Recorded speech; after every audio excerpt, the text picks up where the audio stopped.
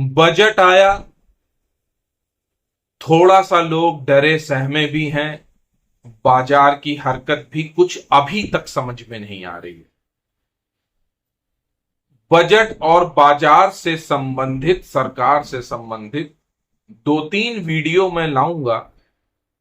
बारी बारी से आप देखिएगा, थोड़े से मौजीले मन से देखिएगा, क्योंकि उसमें हास्य व्यंग का पुट होगा। याद होगा आपको, एक किताब पढ़ी होगी, नमक का दरोगा।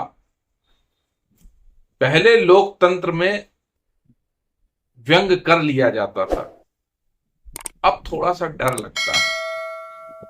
वैसे आलोचना समालोचना का खुले मन से, खुले दिल से, दोनों हाथ फैलाकर गर्मजोशी से स्वागत करना चाहिए। यही तो स्वस्थ लोकतंत्र की निशानी है। बहरहाल, आज का जो वीडियो है उसका थंबनेल आपने देखा ही है। बजट, क्या मंशा, कैसी मजबूरी। वीडियो में बने रहिए। पहले से ही वीडियो को लाइक कर दीजिए और चैनल है आनंद भाव, इसको सब्सक्राइब कर दीजिए।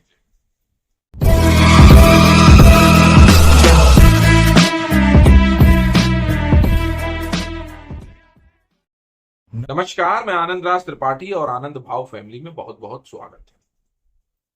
वीडियो को आगे बढ़ाते हैं।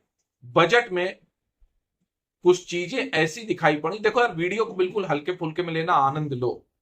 थोड़ा सा मनन चिंतन करना चाहिए आलोचना समालोचना का। भारतीय परिप्रेक्ष्य में कुछ समीकरण बीते 3 महीनों में बदलते रहे बराबर। चुनावी साल था, सरकार चुनाव में उतरी, लेकिन कहीं ना कहीं विपक्ष थोड़ा सा भारी पड़ा, और उससे ज्यादा उसका बेरोजगारी के मुद्दे को समेटे हुए उसका घोषणा पत्र भारी पड़ गया। अभी जो सरकार ने बजट पेश किया है उसमें कुछ उसके स्मृति चिन्ह दिखाई पड़े। 6 महीने के लिए यह बजट आया है। 6 महीने निकल गए, 6 महीने के लिए बजट आया है। अगले 6 महीने में फिर एक नया बजट पेश करेगी ये सरकार। सरकार गठबंधन की है, गठबंधन की अपनी मजबूरियां, शर्तें, सामंजस्य सब कुछ होता है। लेकिन सरकार को इतनी जल्दी क्या पड़ी थी कि इस तरह के टैक्स लगाए। देखो यार, सरकार हमसे ज्यादा समझदार है, भारत की सरकार है, देश चला रही है। हम तो छोटे से शेयर मार्केट के खिलाड़ी हैं, लेकिन हमारी बात शेयर मार्केट को ही लेकर है, वहीं के टैक्स को लेकर के। दूसरी बात नहीं है। 15,000 रुपए, यहां करोड़ और जोड़ लीजिए, 15,000 करोड़ का संभावना है कि कैपिटल गेन टैक्स में एक्स्ट्रा कमाई होगी। जो सरकार ने कैपिटल गेन टैक्स 15% से 20% बढ़ाया, शॉर्ट टर्म कैपिटल गेन, और लॉन्ग टर्म कैपिटल गेन 10 से 12.5% बढ़ाया। हाँ, ये बताना मैं कैसे भूल सकता हूं कि जो छूट है, जो लॉन्ग टर्म कैपिटल गेन में छूट मिलती थी, वो 1 लाख रुपए से अब 1.25 लाख। इसके लिए सरकार को बहुत सारी बधाइयां। 25,000 बढ़े हैं, लेकिन 2.5% एक्स्ट्रा लग भी गया है। बहरहाल, इस तरह का बजट पेश करने के पीछे सरकार की क्या मंशा रही होगी, और माननीय वित्त मंत्री जी की क्या मजबूरी रही होगी, जो इस तरह के टैक्स लगाए, इस तरह के पैसों का आवंटन हुआ। ये कुल 48 लाख करोड़ का बजट है।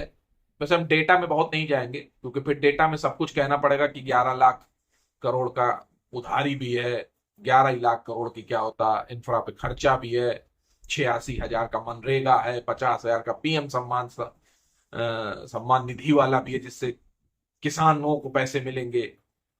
तमाम सारे समीकरण इसमें बैठाए गए। साथ में इस बजट में ये मजबूरी रही होगी। अब मजबूरी क्यों रही होगी सरकार की, जैसा मैं सोच पाता हूं कि सरकार किसी भी तरीके से इस हार को पचा नहीं पा रही थी। और सरकार कोई भी हो, उसकी पहली प्राथमिकता अपनी कुर्सी बचाना है, अपनी सरकार को बचाना है। सत्ता में तो ये शाश्वत रहा है कि सब लोग सरकार बनाकर सत्ता में रहना ही चाहते हैं, हर पार्टी रहना चाहती है।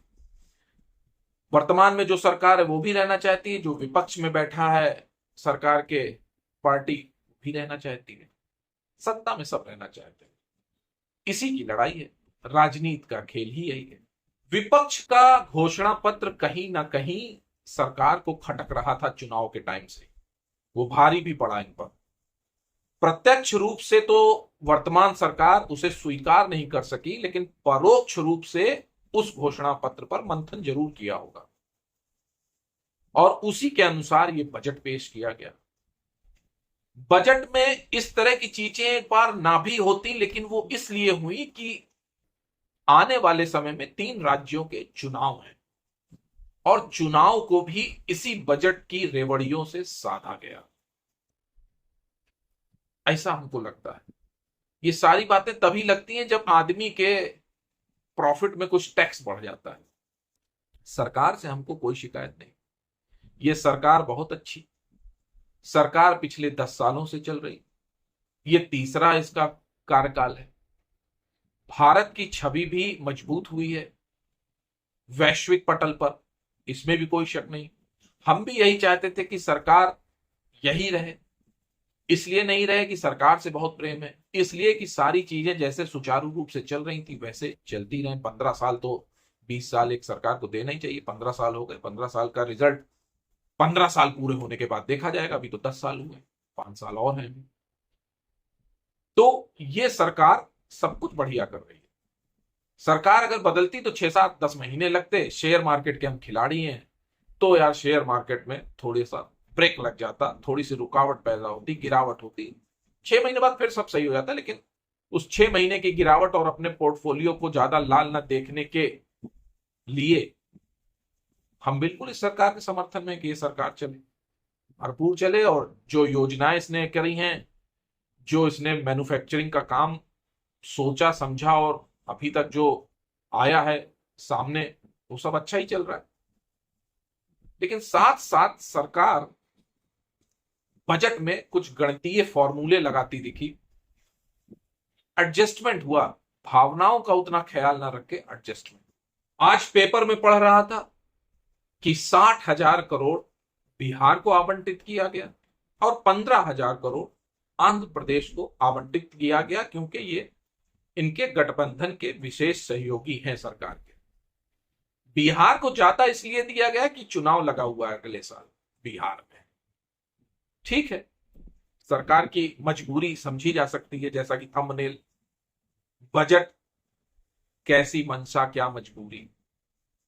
मंशा सरकार की बिल्कुल गड़बड़ नहीं, मंशा सिर्फ सरकार की एक है कि सरकार चलती रहे और जो उसने अपने पेपर में लिख रखे हैं सारे कार्यक्रम, वो सुचारू रूप से, निर्बाधित रूप से चलते रहें, उसमें कोई इफ बट ना हो।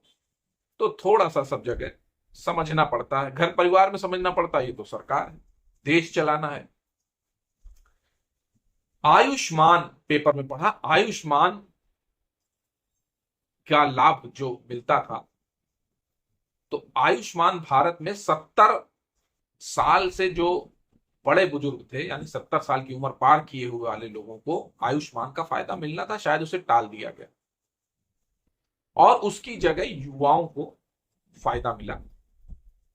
युवाओं पे इसलिए भी फोकस करना था सरकार को कि बेरोजगारी का यही मुद्दा तो चुनाव में बहुत उछला था, तो कहीं ना कहीं से इसको तो मैनेज करना ही था, साधना ही था इसको, तो साधा गया बखूबी। और वैसे भी आजकल नया चलन है कि बुजुर्गों की उतनी बच्चे नहीं सुनते हैं, तो बुजुर्गों को अगर फायदा दे भी देते तो बुजुर्ग के कहने पे उनके घर का युवा वोट ना करता जहां वो कहते। लेकिन हाँ, युवा को फायदा मिला, यूथ अगर बेनिफिट में रहेगा, बेनिफिशियरी रहेगा, तो यूथ जहां कहेगा वहां घर के बुजुर्ग वोट जरूर करेंगे। सामाजिक नियम है, समाजशास्त्र का नियम है, ऐसे ही चलता है।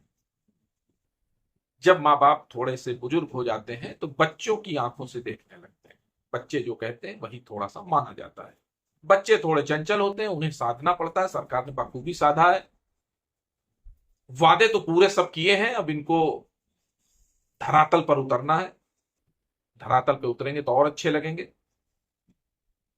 हम शेयर मार्केट के खिलाड़ी होने के नाते, शेयर मार्केट से जुड़े होने के नाते ये चाहते थे कि कंजम्पशन बढ़े। कंजम्पशन नहीं बढ़ा अभी तक, अब आगे बढ़ेगा, क्योंकि इन युवाओं के खाते में कुछ पैसे आएंगे तो उस पैसे से ये कंजम्पशन बढ़ाएंगे। लेकिन समस्या ये है कि जहां पर ये ट्रेनी के रूप में जाएंगे जिन कंपनियों में, उन कंपनियों को अगर डिमांड नहीं दिखेगी तो फिर नई नई फैक्ट्री कैसे लगाएंगे जहां पे इन बच्चों को वो समायोजित करेंगे। तो अब समस्या यह है कि पहले मुर्गी आएगी कि पहले अंडा आएगा। पहले डिमांड आएगी तब फैक्ट्रियां लगेंगी, या पहले कंजम्पशन होगा पहले पैसा आएगा। सरकार कह रही पैसा हम देंगे। अब देखना यह है कि कुल मिला के कंजम्पशन बढ़ना चाहिए। इसी का सारी लड़ाई है कि युवाओं के जेब में पैसा जाए, वो कुछ कौशल सीखें, कुछ ट्रेनिंग करें और उन कंपनियों के लिए फायदेमंद साबित हों। कंपनियां उन पे अगर अपना समय खर्च कर रही हैं, अपने यहाँ ट्रेनिंग दे रही है, तो फिर उसको समायोजित भी कर लेंगे, अपने यहाँ रोजगार भी देंगी। सरकार का कुल मिला के अभी तक यही बताना और सोचना रहा होगा, उसी तरह से उन्होंने घोषणा की है। अब वित्त मंत्री की यह परेशानी रही होगी कि कहीं पे पैसा थोड़ा सा कम लग रहा होगा, कहीं से एडजस्टमेंट फार्मूला सेट नहीं हो रहा होगा, तो उन्होंने कहा कि यार शेयर मार्केट पर टैक्स लगा देते हैं तो वहां से क्षतिपूर्ति हो जाएगी। क्योंकि 15,000 करोड़ अगर आंध्र प्रदेश को दिए हैं तो वो 15,000 करोड़ का कैपिटल गेन का एक्स्ट्रा बेनिफिट सरकार को यहां से मिलने वाला है। लेकिन सरकार को भी सोचना चाहिए कि जिस शेयर मार्केट के भरोसे वो सारा काम कर रहे हैं, क्योंकि शेयर मार्केट देखो होता क्या है, हम लोग भी देखते हैं कोई धंधा चल रहा है तो उस धंधे में अपनी पत्ती चाहते हैं। सरकार भी देख रही है कि यार खूब सारा शेयर मार्केट चल रहा है तो यार इसमें टैक्स लेना बनता है, बिल्कुल बनता है। सरकार का अधिकार है और सरकार को टैक्स देना भी चाहिए अगर हम लोग पैसा कमा रहे हैं शेयर मार्केट से। लेकिन कभी कभार ऐसा नहीं होना चाहिए कि जहां पर हमने शेयर मार्केट में टैक्स लगाया है, यानी उस मुर्गी को, सोने की मुर्गी जो सोने का अंडा देती है, अंडे तक तो ठीक है लेकिन मुर्गी नहीं हलाल होनी चाहिए। ऐसा ना हो, इसीलिए बाजार डरा सहमा है कि कहीं जो वॉल्यूम हो रहा था वो कम ना हो जाए। आगे आने वाले वीडियो में बजट और शेयर मार्केट के रणबांकुरे जो हैं रिटेलर की व्यथा की भी बात करूंगा, और यह भी बात करूंगा एक वीडियो में कि फ्यूचर्स ऑप्शंस पे लगाम कसनी थी तो उसका बिल इन्वेस्टर पे, रिटेल इन्वेस्टर पे क्यों फाड़ दिया, कैश वाले लोगों पे क्यों फाड़ दिया। कैश में तो वॉल्यूम ही नहीं होता उतना। और एफआईज को क्यों इतनी सहूलियत दी, वो तो डबल टैक्सेशन के चक्कर में जीरो टैक्स और यहां टैक्स, इस पे भी चर्चा होगी। और निर्मला सीतारमण जी ने सुझाव मांगे हैं, शायद वो सुझाव पे अमल करें, तो वो सुझाव भी किसी वीडियो में जरूर दूंगा। इस बजट से एक बात और भी समझ में आई कि सरकार देश का और देश के नागरिकों का भला जरूर करना चाहती है, लेकिन उससे पहले सरकार की सारी शक्ति उसके खुद के अस्तित्व को बचाने में लगी हुई है। सरकार पहले खुद बचना चाहती, खुद को स्थापित रखना चाहती है, फिर देश के नागरिकों की भी सेवा करना चाहती है। ये आजादी के इन 70-75 सालों में थोड़ा सा अंतर आया है। शायद लाल बहादुर शास्त्री जी की बड़ी याद आती है। अच्छे लोग अच्छे होते हैं और जो अच्छे होते हैं वो बहुत अच्छे होते हैं। हर घड़ी का एक डायल होता है और उसमें एक सुई चलती है। उस घड़ी के डायल में, गोले में सुई ऊपर भी जाती है और नीचे भी आती है। किसी का गोला बड़ा होता है और किसी की घड़ी का गोला छोटा होता है, इतना अंतर होता है। हाँ, ये बताना तो भूल ही गया कि जो आम आदमी है उसको 15 लाख तक 17,500 रुपए की छूट भी मिली है। ये सरकार को भी सोचना चाहिए कि 17,500 की छूट कितना फायदेमंद होगी उसको, जो 15 लाख रुपए कमाएगा। उसके मुंह में तो क्या बोलते हैं, ऊंट के मुंह में जीरा साबित होगी। वीडियो थोड़ा सा हंसता हुआ ही रखना चाहते थे लेकिन थोड़ा सा शायद सीरियस हो गया है।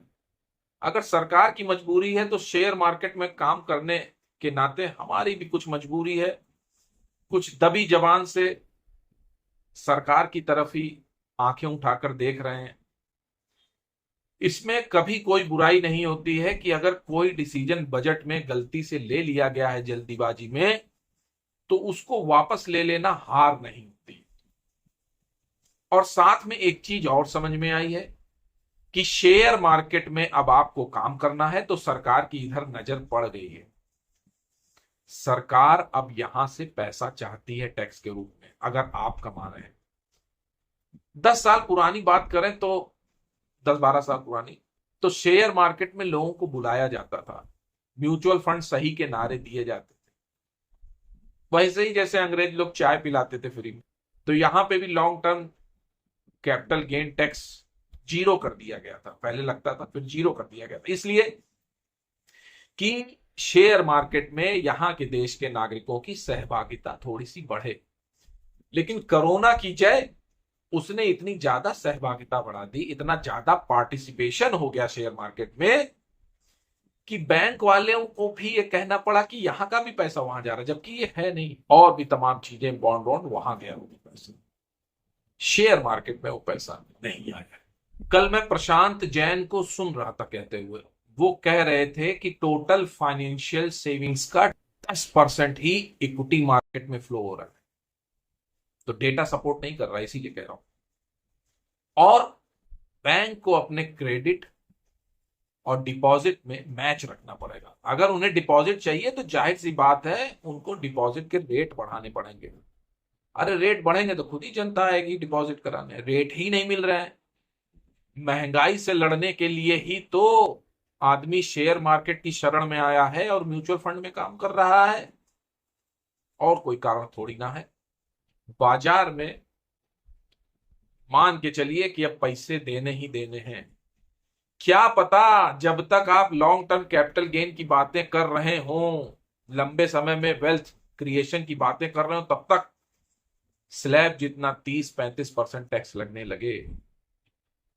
क्योंकि अगर आज बदल गई हैं चीजें अचानक, भाई 6 महीने बाद भी तो बढ़ सकता था short term capital gain tax. सरकार से विनम्र निवेदन है और एक ही प्रश्न पूछ रहा हूं कि ये 6 महीने बाद भी तो बढ़ सकता था। 15,000 करोड़ की तो बात थी, ये फरवरी में भी तो घोषणा हो सकती थी। अगला वीडियो इंतजार करिए, बजट और रिटेलर की व्यथा, उसमें पूरी व्यथा बताएंगे कि व्यथा क्या है। और सरकार को सुनना चाहिए, सरकार हमारी माई बाप है, अगर वो नहीं सुनेगी तो कौन सुनेगा। अब अमेरिका वाले और रशिया वाले तो नहीं सुनेंगे, और राजा को प्रजा के दिल में बसना चाहिए, जय जयकार ज्यादा होगी। आज के लिए इतना ही, नमस्कार। वीडियो पसंद आया लाइक करिए, चैनल को सब्सक्राइब करिए। शब्बा खैर।